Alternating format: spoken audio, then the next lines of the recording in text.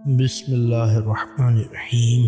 اتوار کا دن تھا اور بڑا ہی خوشگوار دن۔ ہاکی کا فائنل میچ جیتنے کی خوشی میں ہمارے ہیڈ ماسٹر صاحب نے 10 بجے کے بعد اسکول بند کر دیا۔ ہم 4 دوستوں نے سیر و تفریح کے لیے عجائب گھر جانے کا پروگرام بنایا۔ چنانچہ رکشہ پر بیٹھے اور تھوڑی دیر میں منزل مقصود پر پہنچ گئے۔ عجائب گھر میں ہم نے بے شمار عجیب و غریب اور حیران کن چیزیں دیکھیں۔ ان میں بہت سی نادر قسم اشیاء بھی تھی۔ مختلف وقتوں کی نقاشی، سنگ تراشی، ظروف اور مجموعہ سازی کے بڑے نفیس اور عمدہ نمونے دیکھنے میں آئے۔ پنجاب، سندھ سرحد اور بلوچستان کی دیہاتی زندگی کے مناظر مٹی کے ماڈلوں کے ذریعے دکھائے گئے تھے۔ ان میں مکانات، کھیت، بزرگوں کی مزار، کنویں، ندیاں، کھیتوں کو جاتی ہوئی کسان عورتیں، اونٹوں کی قطاریں، گھاس چرتی ہوئی گائیں، بھیڑ بکریوں کے ریوڑ سب شامل تھے۔ جس چیز نے ہمیں خصوصیت سے اپنی جانب متوجہ کیا وہ پتھر اور دیہات کے زمانے کے ہتھیار تھے۔ ان کے ساتھ ہی مختلف زمانوں کے برتن بھی تھے۔ ان زیورات کے نمونے بھی تھے جو زمانہ قدیم میں عورتیں پہنتی تھیں۔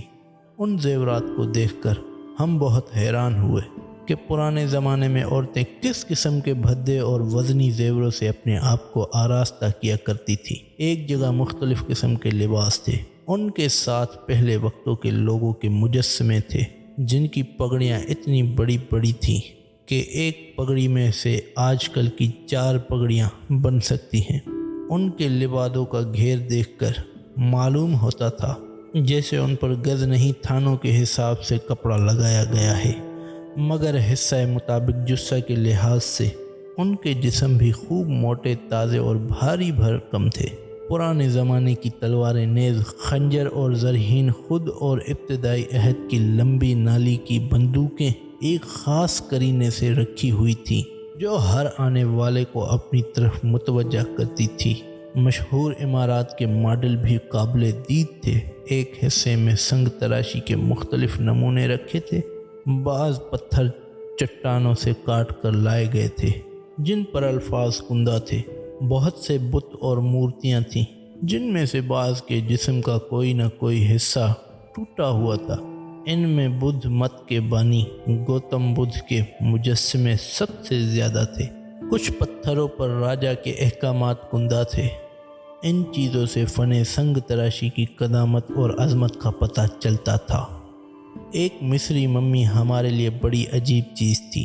یہ شہزادی کی ممی تھی جو آج سے ہزاروں سال پہلے مر چکی ہے، مگر اس زمانے میں مصری اپنے مردوں، بالخصوص شاہی خاندان کی لاشوں کو دفن نہیں کرتے تھے بلکہ ایک خاص قسم کا مسالہ لگا کر رکھ دیتے تھے جس کی وجہ سے وہ لاشیں ویسی کی ویسی رہتی تھی۔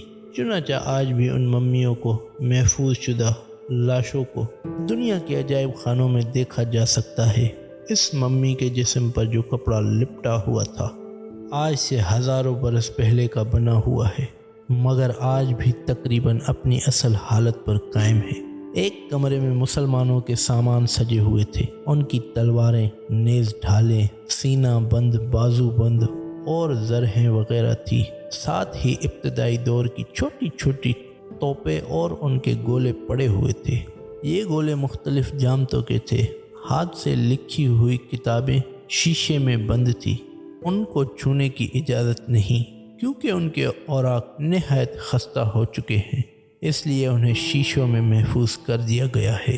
چوب کاری کا کام بھی اپنی شال آپ تھا۔ ہم نے عجائب گھر میں بہت کچھ دیکھا۔ دیکھی ہوئی ان تمام چیزوں کا ذکر ممکن نہیں، مگر یہ حقیقت ہے کہ ان میں سے ہر چیز اپنی جگہ ایک عجوبہ ہے۔ ان قدیم اور نادر اشیاء کو دیکھ کر دل پر ایک عجیب قسم کی کیفیت طاری ہوتی ہے۔ بس پھر عجائب گھر کی سیر کرنے کے بعد ہم 4 دوست جا کر کسی ہوٹل پر بیٹھے، کھانا کھایا، چائے پی اور کافی ساری گپ شپ لگائی۔ اس کے بعد ہر کوئی اپنے اپنے گھر چلا گیا۔ تو میرے پیارے دوستو، اسی طرح کی مزید ویڈیوز دیکھنے کے لیے ہمارے اس چینل کو سبسکرائب ضرور کریں اور بیل آئیکن کے بٹن کو دبانا نہ بھولیے گا تاکہ ہماری ہر نئی آنے والی ویڈیوز کا آپ کو نوٹیفیکیشن ملتا رہے۔ اور ہاں، ویڈیو کو لائک شیئر کمنٹ کیے بغیر کہیں نہ جائیے گا۔ اللہ حافظ۔